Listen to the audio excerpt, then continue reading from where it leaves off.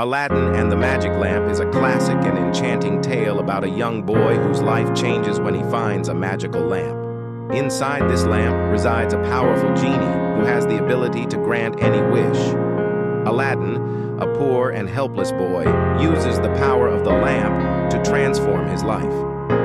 The story begins when a wicked sorcerer takes Aladdin to a cave and orders him to fetch the lamp. However, Aladdin cleverly keeps the lamp for himself.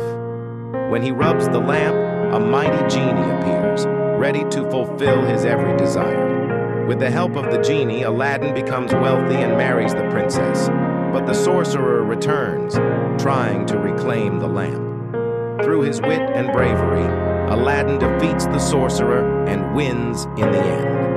This story teaches us that while we may possess great power, true strength lies in wisdom and the purity of the heart.